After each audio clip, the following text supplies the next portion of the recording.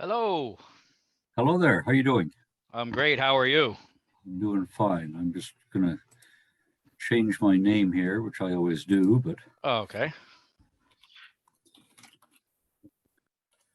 this is a university, or no, sorry, a church account, so it always pops up as the church name. So, All right.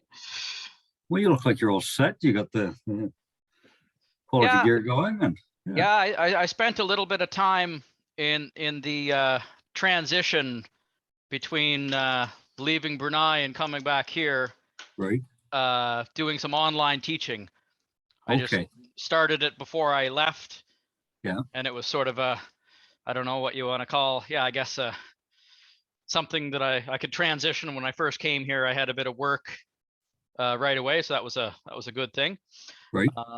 So it's been a long time since I've talked to you, other than on Facebook. But that's right. It has been a while. Yeah. Well, you're looking well. Oh, thanks. You're looking quite well yourself. Yeah, not bad for an old guy. Yeah, I'm always I'm jealous of the wall full of books behind me. Well, that's just a small sample. This is like 1/10 of my books, because I have another unit like this in the living room. Yeah. But I have probably 4 times this many books in my office at church. And then I have probably another 1,000 books on bookcases and boxes back in New Brunswick.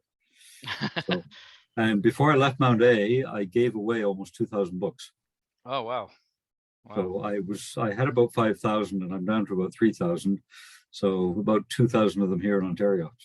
So how did you choose which ones to give away? Was it just things you knew people would like, or things you knew that you didn't want? Well, yeah, I gave many to Mount Allison. I kind of created a small chapel library. And really, I went through them and I thought, which books have I not used in the last 2 years and I'm not likely to use? Because for me, books are tools. They're tools of my trade. So if I'm not using them, and I had 2 offices on campus. And so the ones that were in my principal office were the ones I was pulling off the shelf every year. And if I didn't pull them off the shelf in a year or year and a half, they get moved into the other office. That's funny. It just reminded me of for the people that don't know here. My little thing that I'm doing here, I call it Trev's Quest, and I'm just sort of documenting the process of doing my master's degree. I just kind of got the idea maybe a day or two before I started, and I thought a good time to start would be right at the beginning, and then I can see, the whole journey, so to speak. And as you were, so I was just telling people, I went to Mount A, and you were one of my professors when I went there. I see your diploma on the wall behind you. It looks good. Oh, yeah. I always wondered why for a bachelor's degree they gave such a honking big one. Yeah. And I guess it's to try to inflate my sense of importance or something. I don't know, but it was difficult to travel with. Yeah, it is. The Mount Allison one is based on the Wesleyan College in Massachusetts, and it's been that big ever since the 19th century.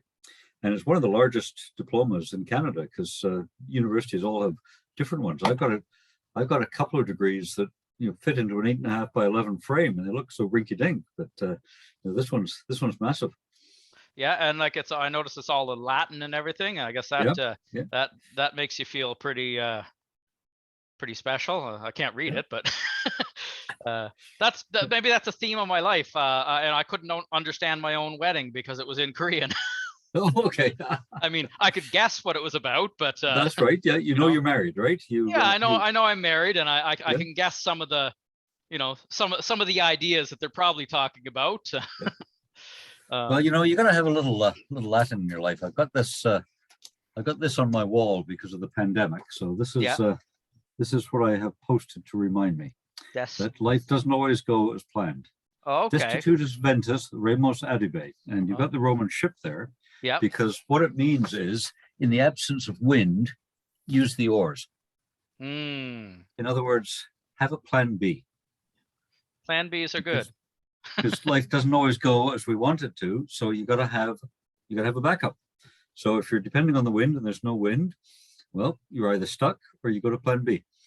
My friend used to say that life is what happens while you're making plans. Well, that's it. And, and I came to Ottawa thinking that this pandemic was just about over because, I was hired just as it began, and we all thought it was going to last about 6 weeks or 10 weeks. And so I moved up here in July of 2020, and numbers were dropping and the summer was arriving. And well, that was a tough go, wasn't it? And then suddenly we were back, and here we are 2 years later, and it's still going strong. So, yeah. I just realized what I was thinking about when you mentioned about pulling the books off. Yeah. I'd written an essay for you, and I don't really remember what it was about, but I remember part of the experience was I was walking through the library, and for some reason a particular book like just caught my vision. I don't know if it was the color. Yeah. It was an old hardcover. I don't think I could read the title really when it caught my eye. It just happened to, for whatever reason, pop out. And I suppose I was probably in the religious studies section or something, because I think I was looking for books for, I don't know, I know I did the Sacred Space and Pilgrimage, another one. So I pulled this book out and I just kind of, flipped through it. And when I opened it up, and that was when people, still primarily used paper books. Paper books, so it had the little paper, pocket for, to write who had it out. That's right. The due date and Yeah. And I was the first person to have taken it out in I think 30 years. It hadn't been taken out since 1970. And for some reason it really connected with me. Yeah. And I had just a really interesting experience of writing that essay, because in my graduate studies, a lot of my essays felt like contrived, not contrived, but I guess it was like, you were given a topic and you had to write about it because you were given it. Right. And occasionally some topics were very interesting, but a lot of times it was just, I need to get this done or I don't get a mark. So some of them didn't connect with me. And if I would have been writing, if it said, 1,000 words, it would have been okay. I need to get to 1,000 and then I'm done. But this one felt like I had that book and there was some other things, and it felt like the different ideas in the different books all just kind of, for some reason, they just clicked in. Yeah. And worked. And it was one of the, not the only, but one of the few essays that I wrote that I felt was really meaningful to me. And a lot of it was just this random chance. I didn't search on the computer for this book. Yeah. It was there. I think it was red. I don't know. Yeah. And I pulled it out. I love that, because we have to pay attention to those things. I'm going to reach behind me. Yep. And I can find this book because it's a brilliant yellow, and it's so easy to pull out. Yeah. So when I was a student at McMaster University in about 1986 or 85, I would go to the biblical studies section, but I had to walk past the psychology section. Mm-hmm. And so I went up the staircase and I go past the psychology section. And when I got to the top of the staircase and opened the door, there were all these psychology books and these massive, thick hardcover textbooks, and they're all dark brown and dark red and dark blue and 50 years old and hardcover. And one day I walked out and there was this little yellow book sitting in the middle of them, and it just stood out because of its bright yellow color and a small paperback. And I noticed it, or it just caught my eye. And so day after day I go past this book, and so finally one day I pulled it out. What is this book that keeps catching my eye?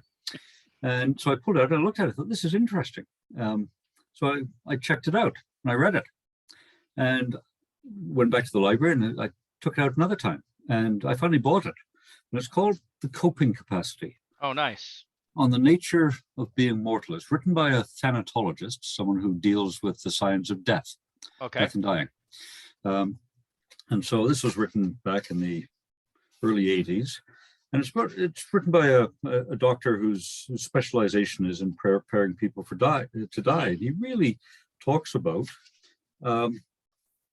preparing for death, people who are terminally ill, But the metaphor and the message of this book is that, in a sense, we're all terminal, right? We all have a best before date on us, right? Yes. And so we, in order to live well, we have to come to terms with our death. Yeah, we're all so like we're all born terminal. We just some of us some of the race is shorter, and some the race is faster. That's right. Some it's a bit, some of us get a marathon, some of us get a sprint. Well, that's it. But the real key is not the length. Yeah. But the quality. Right? It's not the quantity. Yeah. So it has to do with, I'm trying to think what his main points are, because I quoted from this. This man is Jewish by background, but it doesn't come from an overly spiritual perspective, although it's not closed to a spiritual perspective. And so it certainly translates well into my own Christian faith and my Christian pastoral care. And he talks about coping strategies, about dealing with the reality of this. But really, the three things that he identifies are so important are the search for meaning in life, the maintenance of hope or morale or having a positive outlook, and coming to terms with our own mortality. And when we do those things, we have a successful life, whether it's a short one or a long one. And, and it's informed me a lot. And it was one of those chance things. And this conversation was all prompted by visions of desks and disorganization. Yeah. And I think I'm kind of segueing into that a little bit, because it's those random things. When you have a desk, and I just sent you a picture of my desk as it looks right now. So I emailed it to you. Yeah, actually I have, I'll do a share screen for a second and let you talk, because I'd had I'd made see if I can, how do I do that? Like this, I think. There you go. Yeah. So can you see?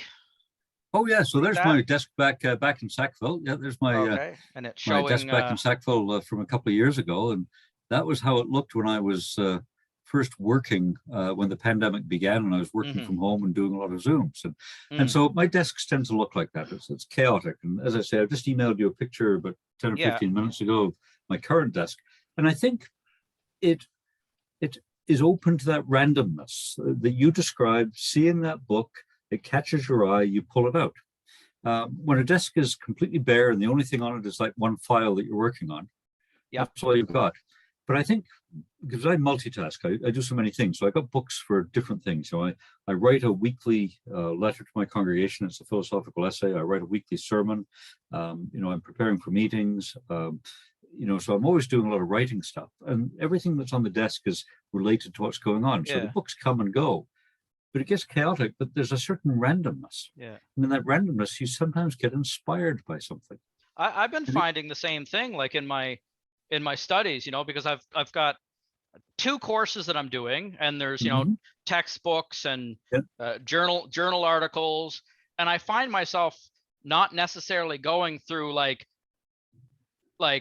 I'm going to finish all, sometimes I do, but I'm not going to finish all this course and this, like I'll do a bit of this and then I'll pop over to this, and just like certain things can just sort of, I'll notice like, places where I can link, themes without really having, planned it. I'm just going to pull that pic out here and see if I can, and I'll download it and share it. Yeah. This is going to be an interesting.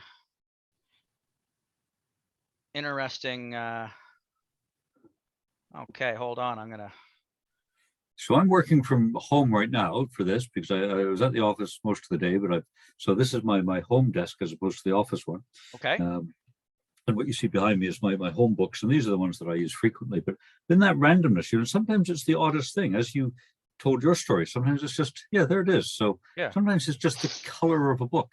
And you're looking at this and you're trying to get an idea, and you pick up that book and you think, oh, there's another one that's on my shelf, and you don't even consciously think it's red, but it reminds you. So you turn around and you find that other one, you pull it off the shelf, and suddenly there's an idea. There's something that helps you create something, or start to come to an idea. With my books, I'm just trying to think of an example. Pull this one off the shelf. Maybe that one. No, that one won't work.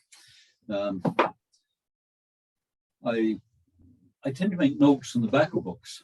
So you pull a book off the shelf, and if you go to the back cover, I don't know if you can see the pencil markings in there, but I put my own index in it. Okay, yeah. So when I read a book, I make notes in the back, and so that's how I have my tools. So I'm writing a sermon and I've got an idea about something, and so and so said something about that, and I pull a book off the shelf and I flip it open just inside the back cover, and there's exactly what I'm looking for. I've indexed it in my own way, and so there's an order to this chaos that isn't immediately apparent. So, and a funny thing, we have our ways of dealing with books. Like now, I've done something in this master's that I don't think I've ever really done before, and it's like highlighting and making notes. And I don't know, it's a very slow read that way, but it's going into my head in a different way. And I've always, because I've always liked books since I was, I think, I suppose I started off with Hardy Boys and stuff when I was in grade 2 or something, but it wasn't, I think, grade 4. My cousin had read Lord of the Rings and he gave that to me, or The Hobbit, I guess, first. And that was just, and then I was gone. And then I just read basically fantasy until I ended up in university. And then it was like, I did a double major in English and philosophy. And that was sort of, I wasn't planning for a job. I was 25 and tired of, either having jobs that I hated that I could keep as long because they'd never get rid of me, or jobs that I liked that lasted for 12 weeks. And, but I didn't really have any, plan. It was just like, well, I like to read novels, so I'll do English, and I sort of like to think about big ideas. So I'll do philosophy. But, in terms of, some people maybe plan out their, what they're going to study, based on, I want this career. And like, for me, it was a snooze alarm of life. Like maybe I can collect a student loan for 4 years and not go to work. And then I think that was my story, because I did my undergraduate degree in 4 years. I did a graduate degree in England, did another graduate degree in Canada, and then decided, well, maybe I'll go into ministry. So that was yet another graduate degree, so I just kept putting off the actual beginning of work because it's great to absorb ideas and read. For sure. And like, of course, for me, there was a thing that when I got to the end and I realized somebody's going to want this money back, then I was kind of starting to panic. I'm like, what am I going to do? I was scared that I was going to get trapped in, I don't know, an office or something I didn't want. And because I never would have opened up the newspaper looking for jobs. And that's another theme that I hadn't planned for, that's coming in here. The difference between, the old ways of paper and stuff and the new ways of digital. But we never open a newspaper and see an ad that said philosopher wanted, you might, maybe a hospital would hire somebody for biomedical ethics or something, but it was a very roundabout way. And, and then I ended up in Korea by like sort of accident in a way, I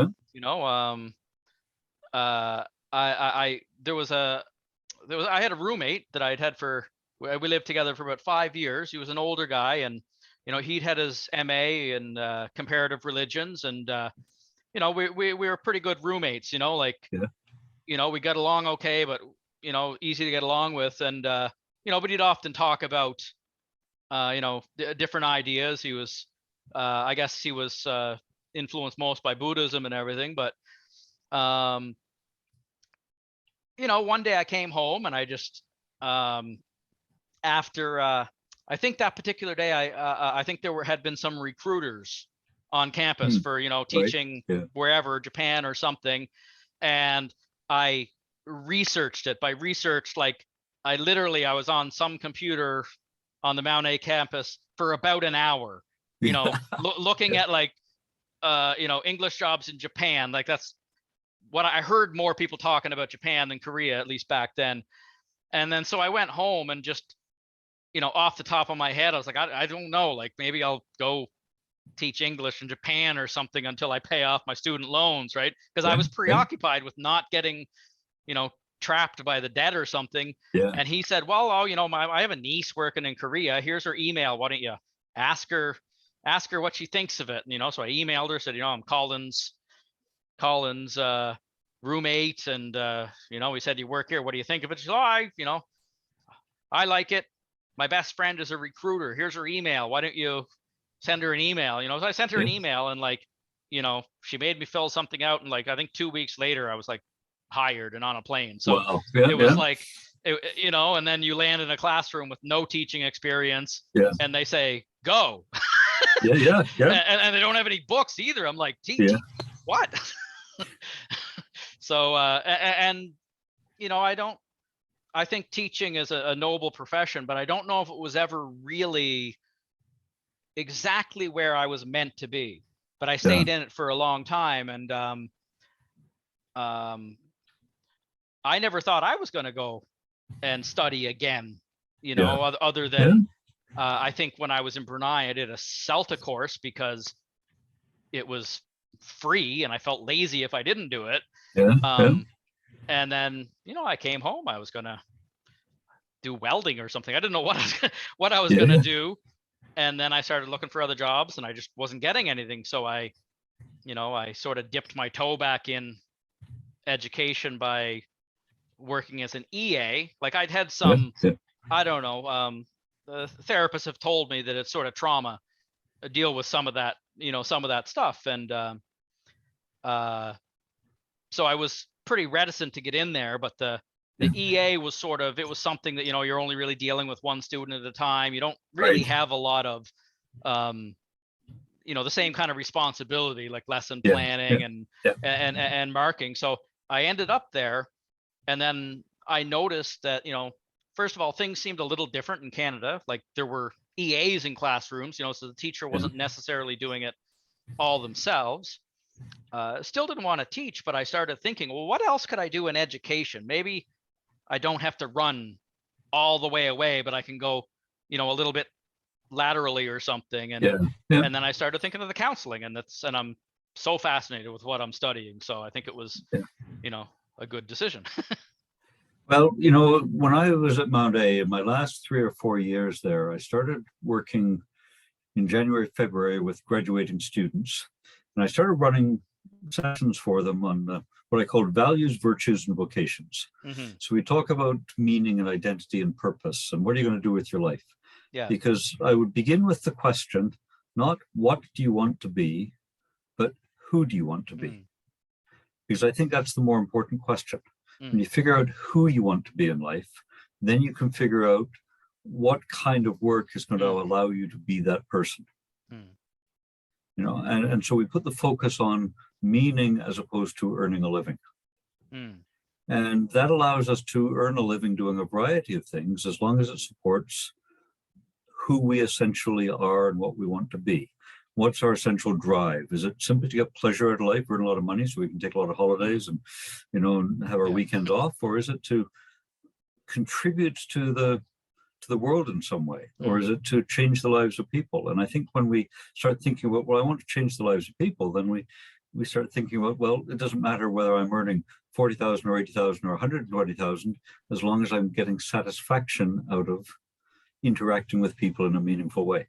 And I can do that as a pharmacist or a teacher or a professor or a minister, or maybe not so much as a baker or a mechanic, although you do have an opportunity to interact with people and make a difference in their lives. And so the actual work matters less than the intentionality we bring to it. I think that's, I definitely have a lot of the same beliefs. Although I do feel that that for me, I had to, there's lots of things that I'm interested in, before when I decided that, I paid off a mortgage and said, okay, it's time to go back to Canada and try to, completely,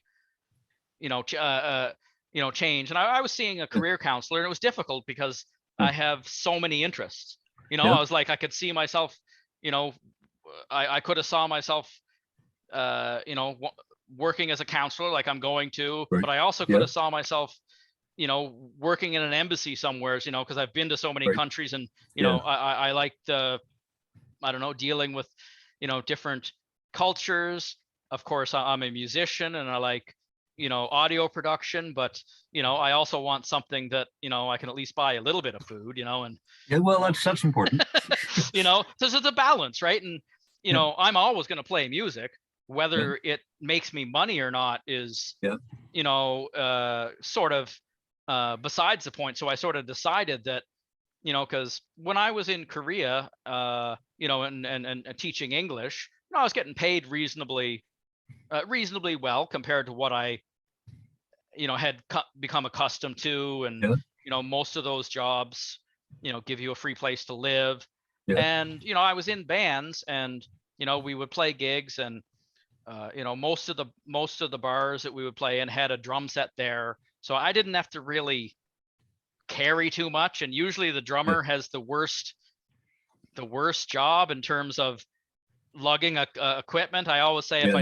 if I could talk to my 19-year-old self, I'd say this is a harmonica. This is what you want to play. You have a little belt with 5 of them, and maybe a little suitcase with your favorite microphone, and your and your set. Because all those other guys, when the gig is over, they're out talking to people and trying to meet girls or whatever. And you're packing up stuff. I'm packing up stuff, and and I don't know what it is. Singers, they just don't pack, but but I sort of decided that that wasn't something I wanted to pursue as a career, because I wanted that balance. That I was looking for the intersection between something that I was really interested in and something that had some dependability that I could and of course I'll always make music, and if there is some fluke and it takes off, then I'd probably follow that. But I mean, I'm also perfectly okay if it's in my basement. Yeah.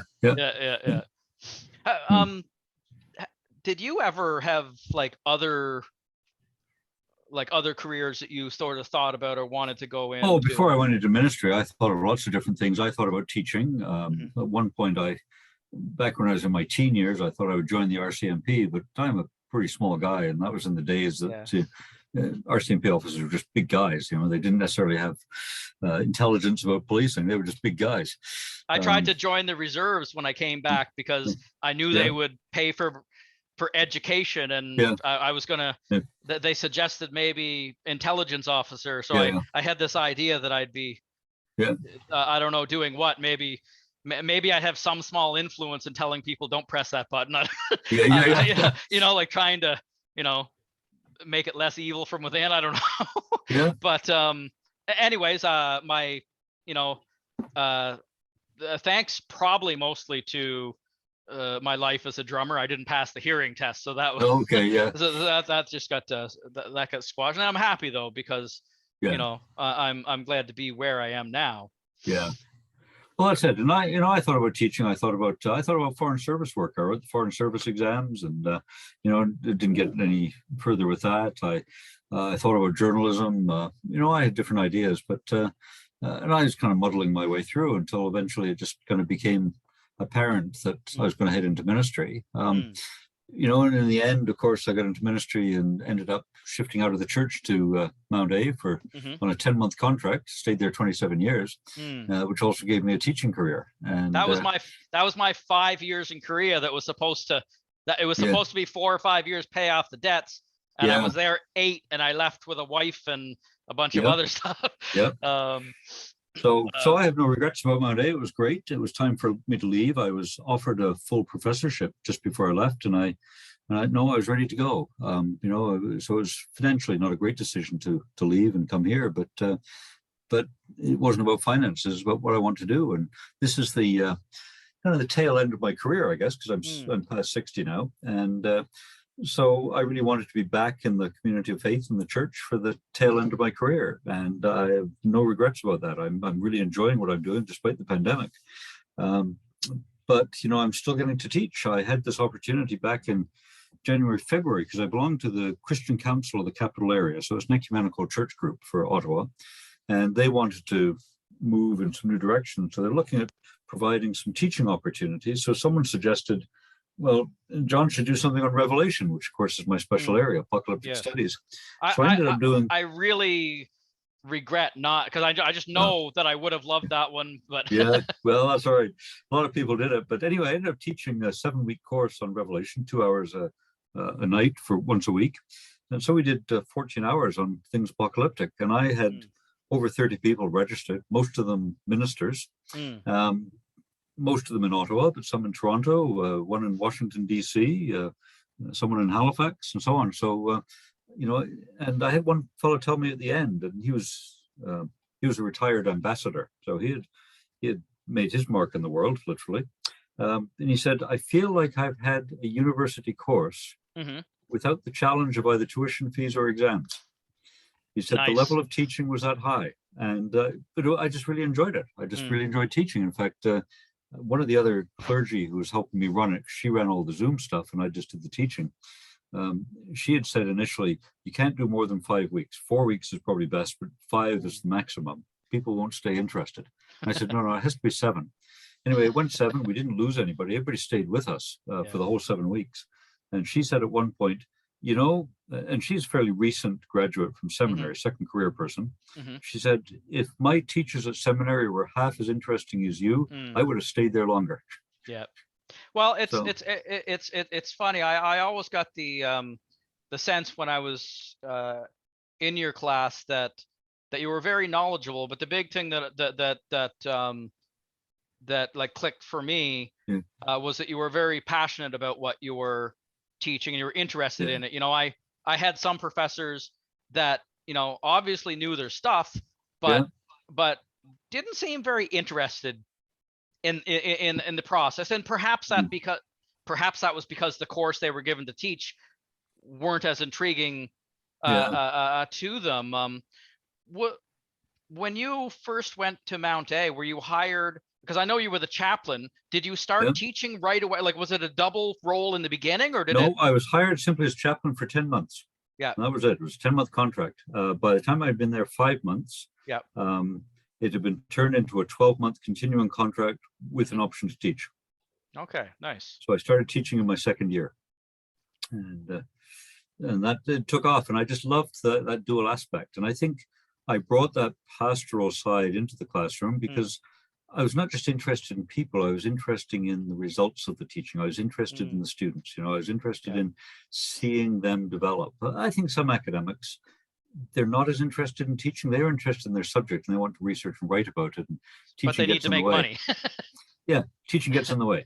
Others are interested in teaching, but they're just not good at it, and so on and so forth. But, I think I just had such an interest in what was going on in the classroom that my research was always geared towards the classroom experience rather than the classroom experience being the financial obligation that I needed to undertake to support my research. I'm gonna just pause for a second because I'm on I haven't paid for Skype, so I think I'm gonna end this one and then we can just jump right back in so we don't get cut off in mid thought. Okay, so you end it and it's the same code because it's just my personal code, so I'll end it and then we'll jump right back in. Okay, I'll join again. Yep.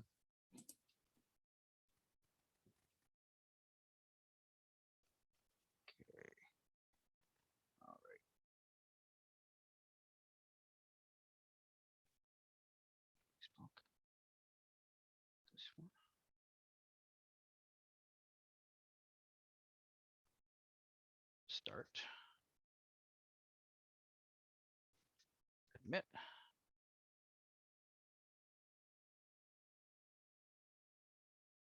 All right, that was pretty seamless. That worked really well. That was great. Yeah, I was kind of worried, but it worked all right. I actually we were originally supposed to do this last week, and then That's right. your internet didn't work.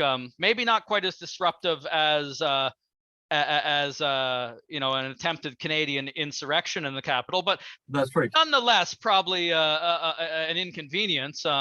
Well, it was just, I kept losing things. It kept dropping. And I think, you know, I had service technicians here a couple of times and everything was done. But finally, I think what was determined was my modem or router or whatever you call it was overheating. So anyway, I think it's now been resolved. I haven't had any problems in the last week, but Tuesday morning it got fixed. But Monday I was incredibly frustrated with not having internet. Yeah, we become so dependent on it. Yeah, for sure.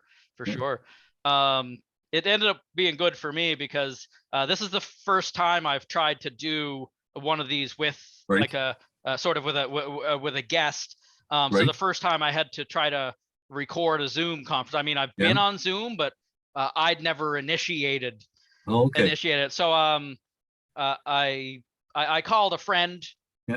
Well, I used WhatsApp, I think, to contact a friend from Brunei, who he's a guy from Australia, and I lived in an apartment for a while that was connected to a mall, and he had a store in there that he sold like retro video games and TV boxes and stuff, and sort of we became friends, and you know, and he's pretty good when it comes to like technical stuff. You know, when I wanted to buy a projector, I was like, hey man, what should I buy? Right. And you say, like, oh, what do you want it for? You know, get this one. You don't want to have to plug it into your computer and stuff. And so anyways, I called him up and said, okay, I said, I'm going to do this thing. You know, I've asked one of my former professors, and who I guess I sort of consider a friend, even though it's mostly Facebook. You know, but I said, I gotta figure out that I know how to do the technical stuff. So, you know, and so can I, you know, can I basically do a trial Zoom with you just to see if I, you know, can figure out how to share screens and all that kind of stuff. And so that was good. But I think that night was the night before we were supposed to do it, and I was up like really late, like kind of talking to him, figuring that out, because I'd studied till like 2 or something, and then I was like, oh, if I don't do this now, I'm not going to be prepared. Like it's going to be like 12 minutes of me wait, just hold on, do you hear me, and all this kind of stuff. So when I first got the email, it said, oh, you know, sorry, I'm gonna have to cancel. You know, there's a split second of oh no, and then there's a second of like, okay, I know this guy, sort of. I'm pretty sure that he's not the type to, like, you know, blow me off. So I know it's not like a, you know, you take your little head can do you know things. I don't want to do it or something like that, right? And that was like, you know, that's about like a 1/13 of a second or something, right? And that, but it was good, because actually I think I would have been, you know, because I'm you know, I got up that morning, I probably slept 3 hours, went to work subbing, and came back. So it was actually for the best. And well, that's good. But well, I felt bad kind of the last minute, but that's the way things happen. You know, it's when something doesn't work. But you know, we've all become so good at things we never knew before. You know, I've learned an awful lot about Zoom and Zoom meetings, and you know, with the church being closed so much of the time during the pandemic, I was pre-recording services, and then they were getting edited by someone else and uploaded so that the congregation could watch online. And so I learned an awful lot about recording services, you know, camera angles and sound and lighting, and you know, trying to get all that stuff set up. And I'm learning a bit of this stuff as I go too, and it's interesting, right? Because you know, a lot of that stuff it's on YouTube, right? In terms of like, you know, you want a tutorial, like, you know, about 1.5 years ago, I got a new laptop, because my old one, it was a MacBook Pro that was like 11 years old, and it, you know, it had done its job, but it was, you know, it was definitely time to you know, to retire. And so when I did get the new one, you know, I bought a nice new one, and I opted to get the Pro Apps bundle, which has Logic Pro, which is audio production software, and it had the Final Cut Pro. So, Right. I learned a little bit of that. And when you don't know something, it's like you just type in YouTube, how do I fade out or whatever you want to do, right? So it's pretty brilliant that way. Yeah. Well, I learned an awful lot about lighting, and I'm just going to put on a light here. Yep.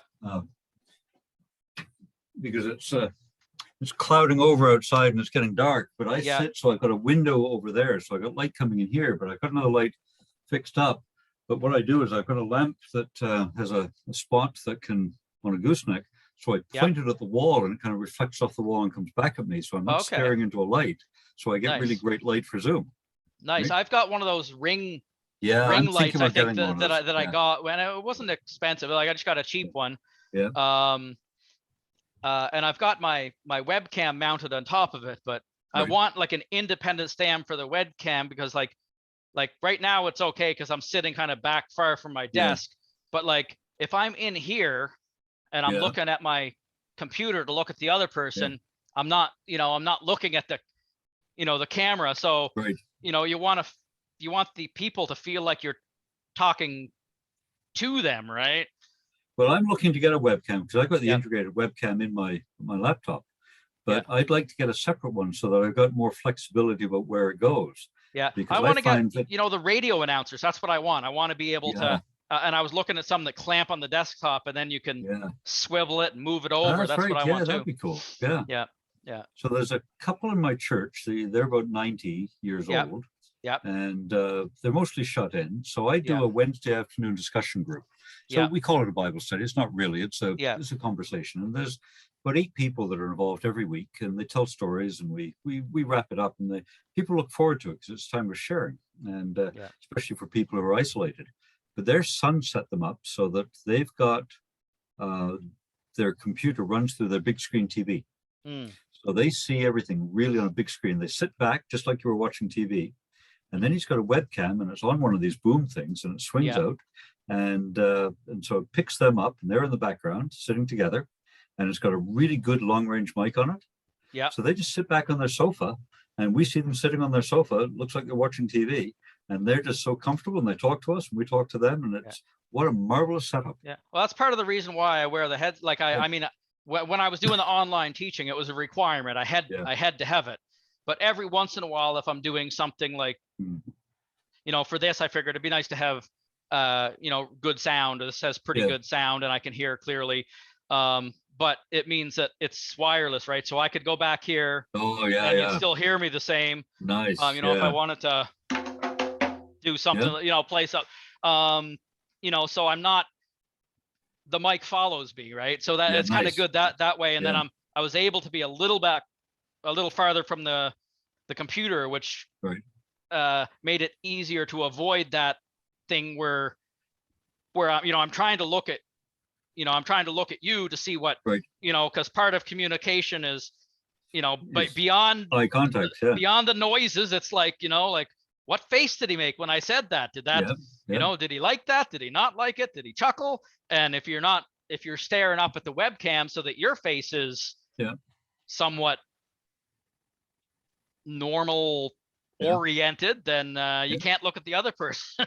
Which is why I want the separate one, so I can put the I can put the camera in a. But actually, this has been working pretty good. So when I was interviewed for my job at First Baptist, I had 2 interviews, and they were both done with WebEx or Microsoft Teams or something. So it's like a Zoom, right? So it was distance. So I did it from my office at Mount A. And I got a really good quality webcam that I set up beside the screen so that, because I didn't want to be looking at the screen. I wanted to be looking at notes and things. But I set up the webcam on my desk, and it was set up about so high. Yeah. And then I put 2 people on the other side of my desk. Okay. Because for an interview, you want to be animated. And you can only get so animated when there's a person on the other side of the screen. Yeah. But when you got real people and they're reacting to you, you're talking to real people. But of course, the people on the interview committee didn't know I had live people in there. So I talked to them and kind of gauged my reactions by their reactions. So I just got really much more animated for the camera. Okay. That would be that would be quite difficult for me because my desk is up against the, although I'm right in front of a window, so they could. Yeah, well, they could stand, and if somebody is willing to stand outside the window and hope it doesn't rain, that's right. maybe I'll, if I get, you know, if this takes off and I get Joe Rogan famous, then I'll hire somebody to stand outside. Stand outside and give you facial reactions. That's right. Yeah. What's your job? Just stand there and react to what I say. Yeah, I just but don't talk. I'm the balcony. I'm the balcony guy. I cheer the parade as it goes by. Yeah.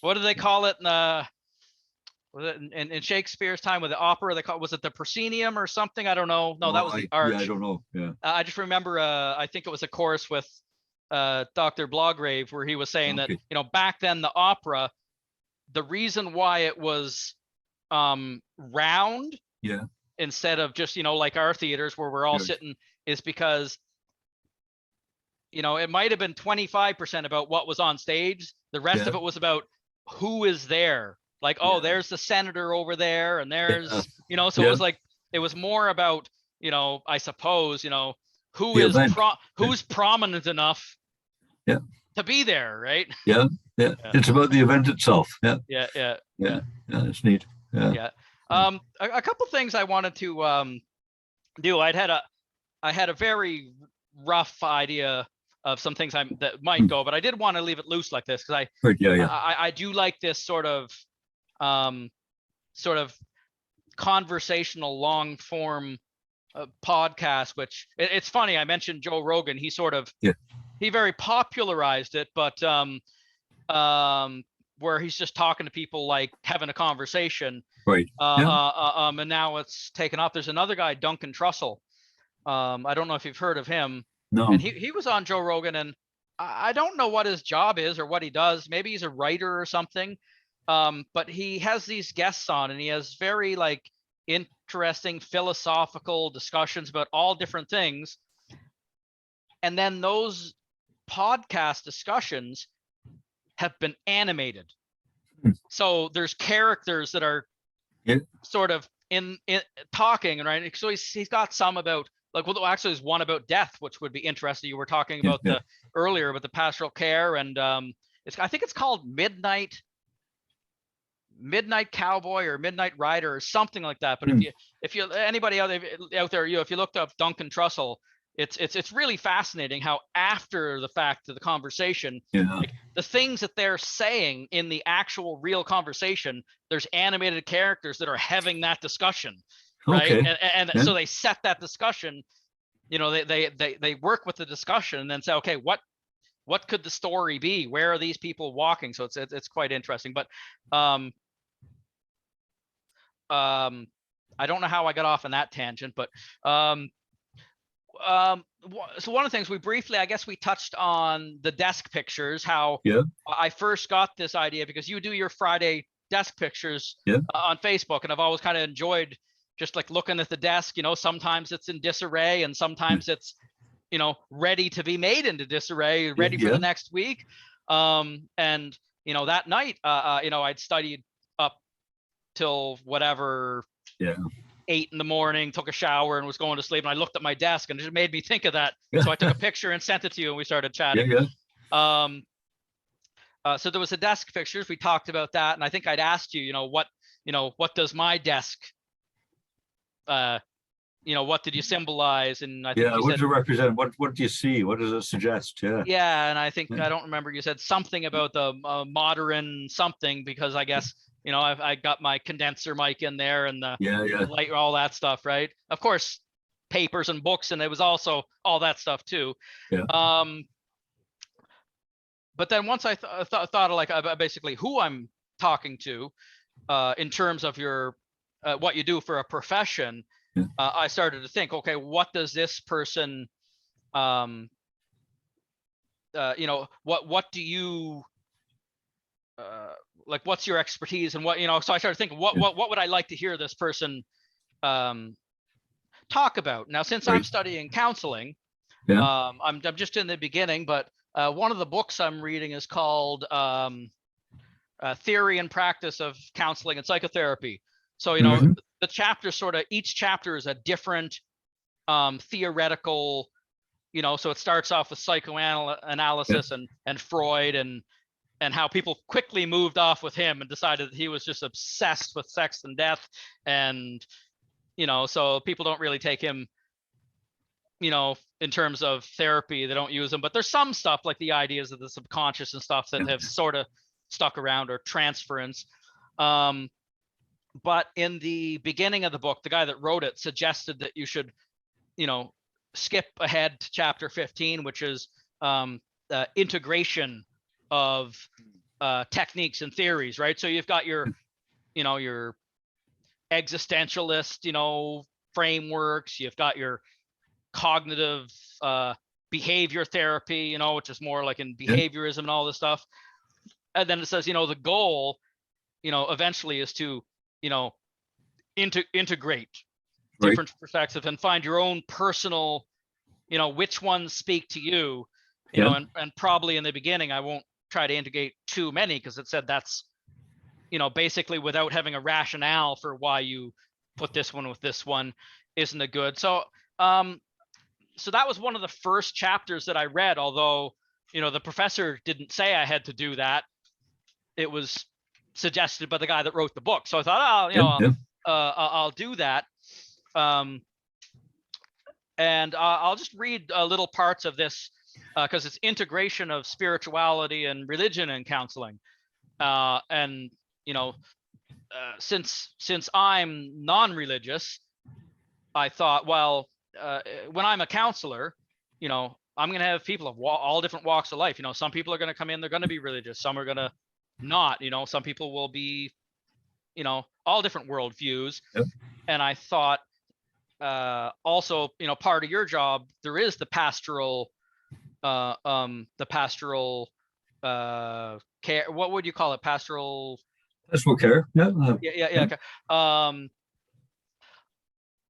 I kind of got to thinking, you know, that I could learn some things, you know, from you. Like, let's say if somebody comes into me, to my, you know, my office, and you know, religion is a big, you know, cornerstone of their life, you know, what would, you know, what would be the valuable thing that I would give them, and need to keep in mind that what, you know, what would they need? Because, like, from what the you know, what I read so far in the theory, and what I believe myself as well, is that, you know, my personal beliefs inside a therapy session won't matter unless they matter. You know, like, so if it's something, you know, if somebody came into me and said, you know, I don't know, like if somebody came from, you know, a very strict, I don't know, you know, culture where it was like, you know, if you're not religious, we're going to cut your head off. And they told me that, then I might say, well, I can't relate because nobody will cut my head off, but maybe I'd bring it up, you know, but, you know, I would only bring something up if I thought that somehow it would be helpful to them. But what, is there anything unique that these people would need, as opposed to just, you know, because I read one thing where, you know, a person had been seeing pastoral care, and then the actual a minister or whatever had said, like, well, you have to go see a professional therapist, like, you know, you've moved out. So I just, well, that's it. And some ministers are more thoroughly trained in counseling than others. I've had a lot of counseling training. Other ministers have had less, some have had more. But I think for me, one of the big things is that, well, as background to this, I think one of the things that I learned very early on in counseling is that it doesn't matter which technique we use, whether we're using transactional analysis or cognitive behavioral therapy or existential approaches or whatever. What really matters, I mean, you need obviously someone trained. It's not just a question of, you need to have an approach, but the actual connection approach, and empathy, or the actual approach matters less than the relationship with the counselor, right? That's where the work is done. But from a religious perspective, a faith perspective, a pastoral perspective, I think what I bring into it is that sense that at heart, all issues have to do with identity and meaning and purpose. you know, and I think the secular counselors are much more geared towards the practical things, right? It's the behavioral things. And so you're doing this, this is happening, how can we change that? Whereas especially in this day and age where time is a factor. I'm learning a lot of it. It's like a lot of the reason why people are picking up the cognitive behavior therapy and stuff like that is because it can be done in a short period of time, you know. So if I can just give you a few skills so that you can make it through the week, you know, you can make a change in your behavior, and that will affect the outcome, and that will change your life. I'm much more interested in knowing why the problem has developed. And trying to get at the heart of that. You know, I recall a student I had some years ago came in to see me. He'd been referred by somebody else, and one of the issues was a drinking issue, too much, you know, and so on. And he had anger management issues, and I'm not an anger management specialist, and I'm certainly not a specialist in addictions. But we started talking about his childhood and his past and his sense of meaning and what he wanted to do in life and who he wanted to be. And, you know, and I would meet with him over a course of time. And one time he came in after 4 or 5 sessions and he said, well, I should let you know, I haven't had a drink since the last time we met. You know, and we hadn't been addressing the drinking issue. We've been addressing the bigger issues of who he was and how he saw himself. And I think in the religious perspective, we have that value loaded in of seeing oneself as a child of God and having a purpose, and so trying to identify that purpose. And so there's that worldview, and I think we all have a worldview, but I tap into that faith one. So how do we use that faith, not to give simple answers? I'm a little leery of those anyway, you know. God has given you this challenge for a reason. Well, you know, that's not the issue. It's like, but how do we redeem this challenge? How do we bring some good out of it? How do we find ourselves growing through it? As I always said in pastoral counseling, never waste a good crisis. It's not just about getting through it. It's about how do we grow through this. Growth or something. Sorry, go ahead. No, I was just going to say, so I think just kind of bringing in that sense of identity and meaning and purpose as my worldview, and that's shaped by that Christian perspective, and also shaped by that notion of redemption. I mean, we're coming up to Easter, and Easter is all about new life, redemption. And short of murder and suicide, we can redeem almost anything. We can't put it back the way it was. But we Humpty can make Dumpty it doesn't go back. Might be a nice omelet. He won't be a. That's right. We can redeem it. We can make a good omelet, right? I mean, but we can redeem it. That is, we can bring some good out of it. It's funny. You know, I spent about 6 years doing like 12-step groups, and I went to Narcotics Anonymous for a number of years. And it's funny, like I don't know that I was ever an addict, you know, but I was young and just sort of like ending up in Korea by accident. You know, I think I'd had emotional problems and depression. And you know, I'd never really dealt with that stuff anywhere else. And, you know, when I was young, I guess I was 19 is when I stopped, you know, using all, you know, chemicals and drugs and stuff. And I remember I had quit on my own. And it had been a month. I hadn't used any drugs, but I was miserable and depressed. And I didn't, you know, at some, I had been linking that, okay, you know, thinking in my head, well, like the drugs are a problem. I stopped the drugs. Why am I miserable? So it was funny. I'd actually given my roommate money, you know, to go buy some weed, and he came back, said he couldn't find it, and I didn't do it. And then it was like the next day or the day after that, I had a friend of mine. We were in a band together. He played bass, and so he was my bass player. I was the drummer, and his younger brother had just gotten out of, like, you know, a juvenile correctional facility and was court ordered to go to like NA meetings or something like that. And, you know, my friend was only 19. He was hardly an adult, but he was, you know, legally an adult. So he had to go with his brother to, like, he had to be chaperoned by an adult for some reason. And he said, well, brother John Doe, I'm not going to say the name or anything, you know, has to go to this to this thing, like, you know, because I was at my friend's house. I said, "Do you want to come?" I was like, and he almost sold it as like, you know, some kind of entertainment, you know, come and watch these people tell their, you know, tell their sob stories or whatever. I can't remember. And I said, and I said, well, I had nothing better to do. And, you know, I'd had a few things like Alateen and some different stuff when I was younger because of, you know, my father had, you know, been an alcoholic when I was growing up. And, you know, I went into this meeting and, you know, all these people were not talking about drugs. Yeah. Mostly they were talking about feelings. And I just, at the end of it, I was like shaken. And I went up to somebody, I don't remember who, and I think she gave me a hug or something and said, "Welcome." And I was like, and I don't know. It's just because I was dealing with those issues I needed to deal with that had really not too much to do with drugs. And I stayed for 5 years until I kind of, at some point, it didn't really, wasn't doing it anymore. But it was valuable. And I took what, you know, there's a lot of things that I took from that I still, you know, that are still part of my worldview. And there was other stuff that, you know, philosophical stuff that I didn't agree with, that I just sort of, I was like, I don't, you know, I don't need this. And that was, and, you know, and an accident, right? Yeah. You know, I think that like I needed somewhere to work out my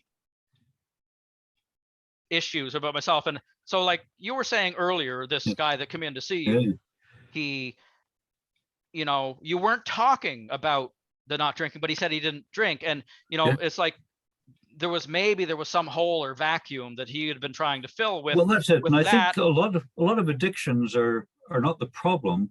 They're symptoms of the problem. Yeah. And when we address the problem, the symptoms go away. Well, that's what most of these 12-step group, that is their, that is their sort of part of the philosophy. And now I used to hear there's a lot of, you know, slogans and stuff that you hear repeatedly if you're in those things. And now, like, being a non-religious person myself, like a lot of the 12-step groups, they were sort of adapted from religious stuff. So like, for example, NA, it said it was, you know, a spiritual but not religious program. But you could still see the, you know, they might have, instead of saying God, they said higher power. Well, all the 12-step programs have adopted that kind of higher power approach, right? Yeah. And you know, the more religious people would identify with more with that. The less religious people wouldn't. But I remember, you know, there was a guy that you said, well, you know, you have like a, like he would say, like, you have a God-shaped hole that you're trying to fill with, you know, cocaine or whatever. Right. Now, I'm kind of thinking that as a therapist, if somebody comes into me, they have a hole of some kind, and probably my job is to find, what is your hole shaped like, right? For some people, it might be, okay, you know, you have a big religious or spiritual connection. You've got away from that. Maybe getting back to that will help, right? Another person, maybe if they grew up in a very, I don't know, dysfunctional, like fundamentalist, you know, thing, maybe for them it might be like, well, maybe everything they told you, maybe there's a different version, maybe you got to step away from it, you know. I'm going to give you a book to look up. Let's see if I can find it here. I thought you were going to give it to me. You know, the internet doesn't work like that. Well, that's right. Well, it can actually, but not with. Well, we can scan and so on. I'm just looking.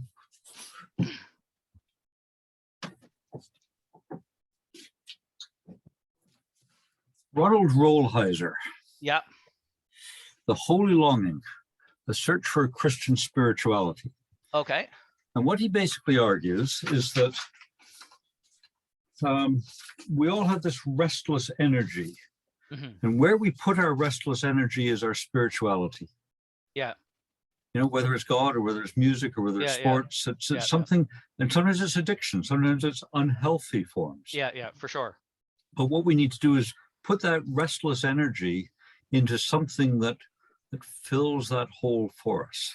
Yeah. And it doesn't, I mean, he argues from a Christian perspective, he was Catholic, and but he doesn't say we all have to have that. I mean, that's his preference, but, and this is obviously kind of a Christian spiritual guide, but I think if you were to look that up and read it, you'd have a sense of that you could bring into your own counseling, you know, that sense of what is the void that we're trying to fill, and how can we fill that in a meaningful and significant way. I mean, this is what Jung always talked about. I mean, he broke with Freud over sex, and I'm a big Jungian. I'm a big fan of Jung. I mean, modern psychologists not so much, but Jung talked about meaning. You know, he talked about that essential search for something that registers as significant. Because well, I know I read that recently, but I've read so much stuff. Was he the guy that dealt with the archetypes? And that's right. Yeah. So that's basically I think like the Joseph Campbell, the Hero's Quest, was probably borrowed heavily from from Jung. I mean, he wrote volumes of stuff, but Modern Man in Search of a Soul is the best one to read. So look that one up. Modern Man in Search of a Soul. You know, because he deals with this kind of stuff, and I've been heavily influenced by Jung and that sense of purpose and meaning. I mean, even in my Wednesday group, I talked about my Wednesday discussion group, and it's a group of older folks, and they tell stories. I mean, some of them, I mean, they're late 80s and 90s. You know, and what I come to realize is that as people get near the end of life, what they want to know is their life has mattered. It's got meaning. So what I'm doing with that Wednesday group is giving them a chance to reflect on the meaning in their life. You know, so that they can approach death comfortably, knowing that they've done something with it. I want to read a little bit. This is just an excerpt from that the textbook, The Theories and Practices of Counseling and Psychotherapy. It's Gerald Corey, if you're interested in getting another textbook. It's really, really, I really like it as a textbook. Because each chapter deals with a different theory. And they have it's linked up to this thing called Mind Tap, which has, you know, videos where you can watch like the same client have sessions with different counselors that are using the different theories. And then there's another counselor who invented a pretend client based on an amalgamation of, you know, different clients she had over the years, and she plays that client while other therapists do it. So you can kind of see, you know, the same person's problems, how different different people coming from different perspectives might approach it. And anyways, this was in that book, the part about integration of spirituality and religion. So so it says, the counseling process can help clients gain insight into the ways their core beliefs and values are reflected in their behavior. Current interest in spiritual and religious beliefs has implications for how such beliefs might be incorporated in therapeutic relationships. Now I'm going to skip ahead, and I'm just going to read a few of the little blurbs that I had highlighted at the time, assuming that they must have meant something to me at the time. So it says something about the APA, the Counseling Association, indicate that spiritual and religious matters are therapeutically relevant, ethically appropriate, and potentially significant topics. Another one, if I'm jumping down to the next one, so there's some blah, blah, blah in there. And then it says, however, the emphasis is on what the client wants, not on the therapist's spiritual experiences or agenda for the client. And that was something that I think I was sort of getting at when I was part of the motivation for me, as somebody that, is talking to somebody that's, maybe going to be able to get inside a mind that I can maybe get into in a theoretical sense, right? But that I haven't experienced. I mean, I've experienced spirituality, but in terms of if somebody comes in and says they're very religious. Now, the next one was under a section called Common Goals. So it says spiritual values have a major part to play in human life. And skip. Because spiritual and therapeutic paths converge in some ways, integration is possible. little bit of skipping, will often enhance the therapy process. Themes that have healing influences, including loving, caring, learning to listen with compassion, challenging clients' basic life assumptions, accepting human imperfection, and going outside of self-oriented interests, which in brackets says self-interest. And then the last one that I had, I'm not going to read the last one because it says a background and involvement in religion can be, and then I don't have the next page. Okay. Yeah. So, well, I do have it here in the book. Yeah. Maybe I should find out what that say. Can be, where was that page? Can be part of a client's history, can be part of the intake, can be explored in counseling. And then the last one I had, blah, blah, blah. So a couple academics, Young and Cashwell, maintain counselors must assess whether a client's spiritual or religious beliefs may be exacerbating or helping clients' psychological problems. And then it's got a bit about your role, like not to be judgmental when it comes to the beliefs of your clients, critical, listen for how they talk, about existential concerns, meanings, values, mortality. Ethical and clinical considerations are equally important when providing therapy for clients who are non-religious. Clients may need a safe place to discuss their doubts related to internal conflicts involving non-belief. So a lot of interesting stuff there. So I've got that jotted down. I'm going to go and visit my family next week. Yeah. My daughter has just finished a degree in counseling, so I'm going to see if she's got this that she can lend me. Yeah. Because I want to look at it. Yeah. Yeah, for sure. I don't know, but like I also have like a digital version, but I'm pretty sure I can't share that because it's through the university website. But I could this particular little section. Yeah. I think I sent it to you already, actually. Okay. Way back when, because I thought it might inform something. So of those blurbs that I randomly squashed together, what jumped out for you? Well, I think that last one you were talking about, I mean, it's a very kind of practical, clinical statement about assessing whether religion becomes, in essence, a hindrance or a help, right, in the healing process. So you've got an issue, we're trying to find a healing way. How can I tap into your religion to use that? Or how can I identify that as a further source of problems, right?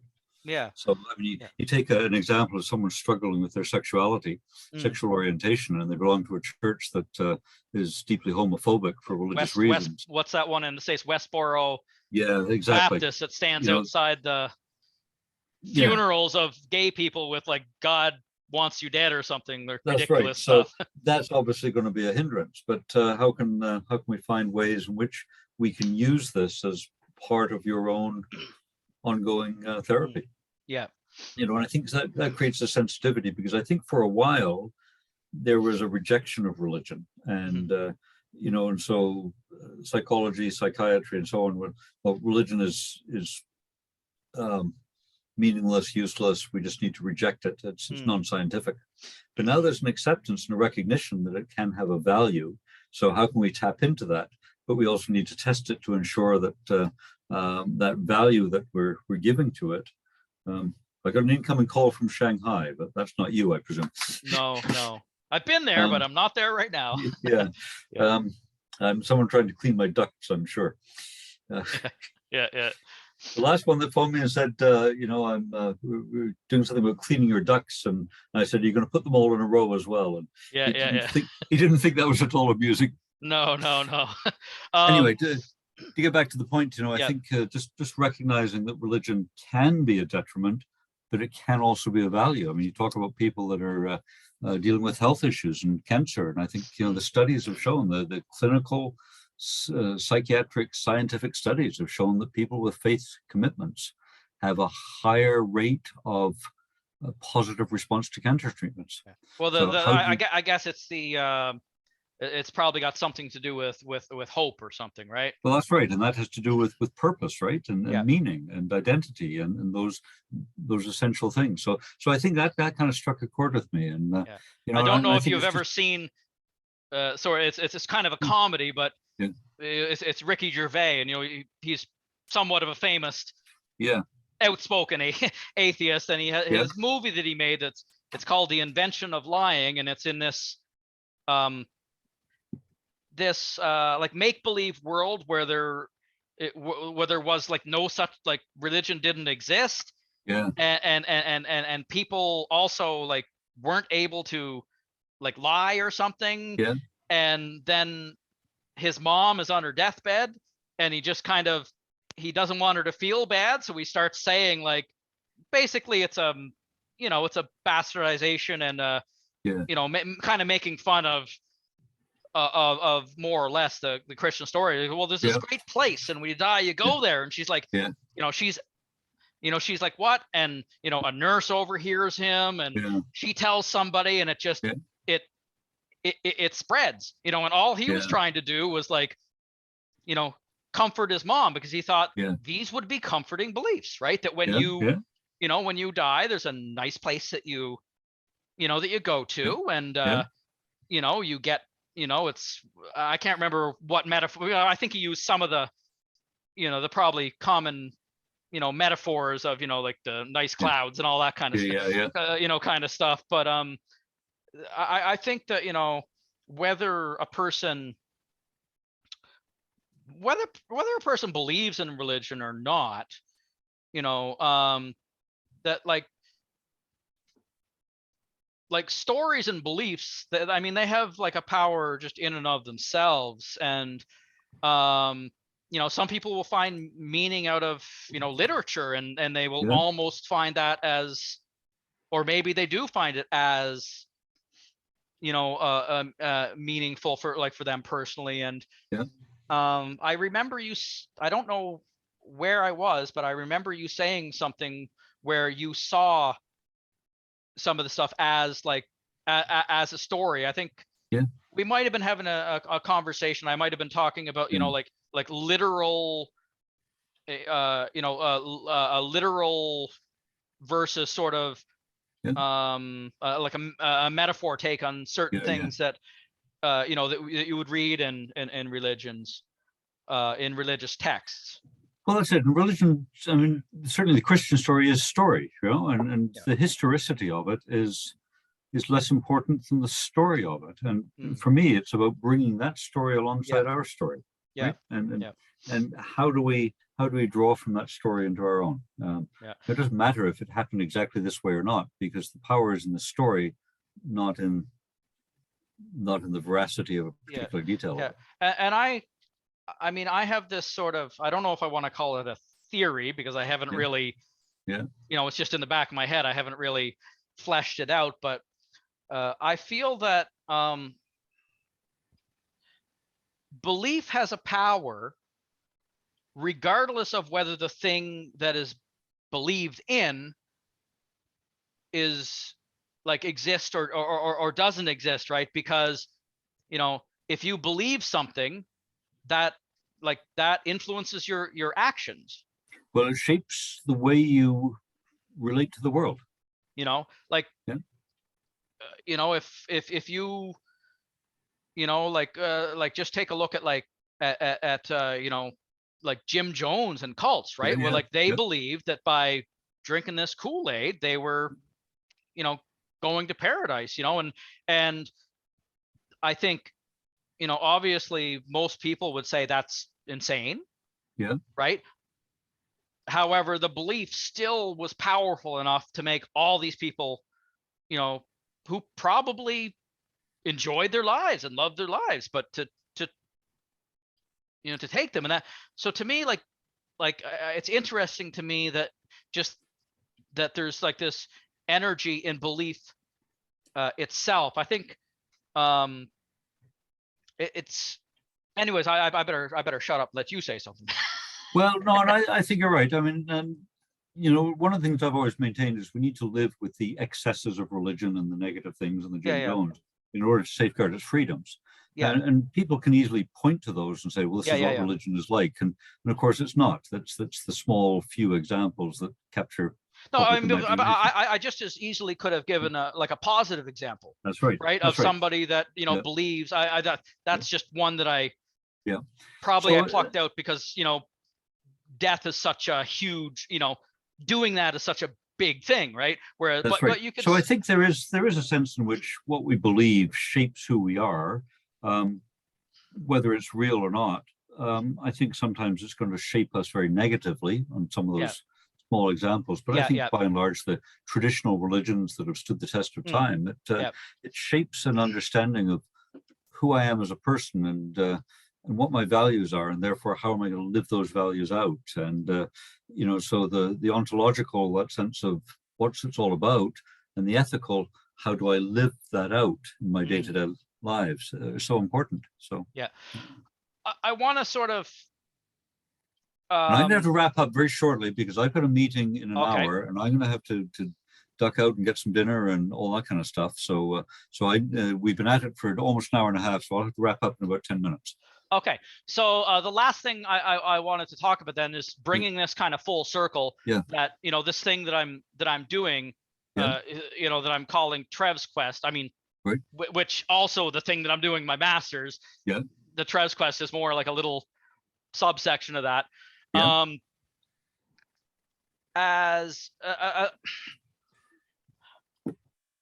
was thinking back to your course on sacred space and pilgrimage, and I still remember, lots of little. I mean, I don't know. I graduated in 2003, so that's quite a long time ago. But I still remember things like about the concept of the the sacred and the profane, and how spaces can have this meaning imbued in them by by people, and different people, different meanings. I want to step outside of that and maybe using that idea of pilgrimage or sacred space as a metaphor for, in the small sense, for me doing my master's degree, but in the big sense, your journey of learning things in life itself, like from a little baby where you start learning whatever you learn, that at one point that thing in the mirror is actually you, or do you think that's I don't want to say useful. Do you think that's is there any weight or accuracy in that absolutely, metaphor? Because, the sacred is what we are seeking to attain, and the sacred space represents going there, or getting there, right? And the journey can be inside your mind, right? Well, the journey or the pilgrimage is what's most important, because for the pilgrim, the destination is only 10% of what you're about. It's engaging in the journey, which is why the modern journey, you get on a jet plane and suddenly you're there, is missing. To walk with a band of pilgrims through challenges, through shared adventures, through shared meals, is what it's all about. And this is what you're undertaking now. You are on this journey towards this diploma. The diploma is the goal. And if there was a way to pay $5,000 and have them give it to you without going through the process. I don't even see the diploma as a goal, because I see it as much bigger than that. Like because it's about learning, because you could get the diploma without learning anything, but it wouldn't be worth anything. So the value of it is not even having the diploma. Well, you need the diploma to practice, but it's the learning process. And so the more intentionally we enter into the pilgrimage, the more meaning it has. So what you're doing now with this series of podcast reflections, and there's a variety of ways of doing it, is entering into that intentionality. Because people can just do the courses and get the work done and get the degree. But to be intentional about it is to make it a pilgrimage, and is to make it sacred. So this is absolutely right. So this is what you're doing. Awesome. Cool. Maybe that's a good place to leave it. That's a really nice place to leave it. Thank you so much. John, Reverend so my John encouragement Perkin. would be just continue to be intentional, just Yeah. continue to reflect, continue to walk. Yeah. And if you expanded that beyond just as a student, life itself as a pilgrimage, and the sacred space being in your mind or in your heart. Have you run across Gail Shee? No. Passages. Passages was in the 80s. New Passages was in the 90s. But it really speaks about life as that journey. And so we're engaging in these passages, right? These moments. It's all that. Life is that pilgrimage. Do we enter it intentionally, or do we just let it happen? Okay. So can I set a timer for 2 minutes and do a word association to close this out? Just a quick 2 or 3 minutes. Two is probably good. All right. Solitude. Wilderness. Anger. Destruction. Friendship. Growth. Deceit. Betrayal.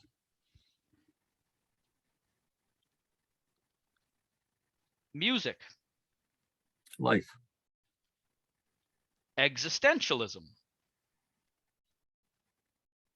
Well, I don't know if I got a word. The first thing that came to my mind was search for meaning. Search for meaning. Technology. No frustration. That's just me. That last week is still still weighs heavy on me. still tender. Yeah. 2 words: digital books versus paper books. Oh, I don't know what word I can respond. It's paper books all the way, because and studies have shown, I got to say something there. Studies have shown that reading on paper and making notes or highlighting as you're doing, you actually retain more, so you learn more. Yeah. I know I have 42 seconds, but I just want to forget about the word association, because that triggered something for me. Because I have this paper book. I could have got it digitally. One of my other books, it came just 4 weeks into it, came late, but it would be a lot cheaper for me, because in my particular program, I think I can get every single textbook if I pay for this unlimited membership. Right. Yeah. But I find it really difficult to learn from a digital book, because there's something, for me, it's like when I don't know if you can see this, like when I do this and I remember something, I kind of have a rough idea where in the book it was. Well, and I can find the spot easy. It's touching. It's the tactile. It's the physicality. It's the making of the notes, which is why when I make notes at the back of a book, I'm more likely to remember it even without the note. Because I've made the note. Stay with the paper. I mean, but also finding the same place. Yeah. Because you can see the thickness of the book. You can't see that when you're going through like next. I find it so hard to find something again. Well, there's that muscle memory. It's about a third of the way through. It's like, oh, look, there it is. Right? Yeah. Anyways. Plus you end up with this nice background behind you.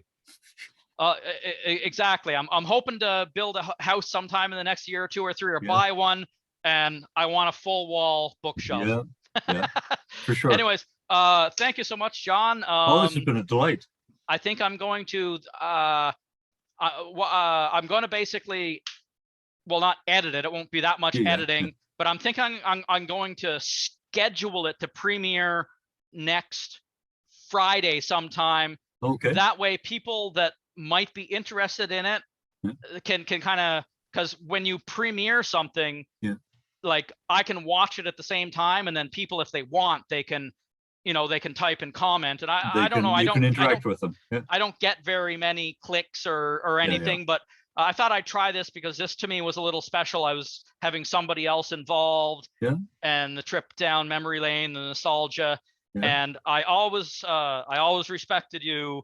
Thanks so much. As a person who is an atheist and a person who is coming from the other side. I always felt it was a great relationship, and I was always impressed that early on, in one of the courses, you found out that I was an atheist, and you gave me Richard Dawkins, the blind watchmaker, and Carl Sagan, the Demon haunted world. Yeah. And I was so impressed that somebody, because like you're giving me ammunition and bullets to try to like, you know, pick apart your things. And that's something that I would like to, you know, do in my practice. You know, if somebody is coming to me and they're religious, maybe I'd say, here, like, you know, maybe you should read Cardinal Newman. It might connect with you or something. Yeah. Okay. Anyways, thank you so much. Pleasure. Okay. Take care. Awesome. You have a good day. Bye-bye. Bye now. All right. Well, that was amazing for me. I hope you all enjoyed that. I enjoyed it immensely. I haven't spoken to John, Reverend Perkin, like using my voice in, I don't know, maybe 25, 30 years, but here and there we've you know, kept in contact over Facebook. I know I've used him as a reference for, you know, if I was trying to get into some kind of courses and stuff like that. So there's a couple times I think I invited him to come visit in Brunei because, you know, my job, they had lots of oil money there, and, you know, they gave me like a 5-bedroom house just for me and my wife. So I was like, you know, if you feel like making a trip through here, come. And anyways, that never worked out. So that was really, I really enjoyed that. I hope you enjoyed it. To me, so far, that is the best, the best Trev's quest that I've had. I've enjoyed doing them, but it's very good when you can have a conversation with somebody else and bounce ideas back and forth. So with that, if you like this, subscribe. You can see other videos. Let me know. Should I have more guests? Was that enlightening, useful, interesting? Let me know in the comments, and have a good day. Find a space inside your mind, inside your heart, that is sacred for you.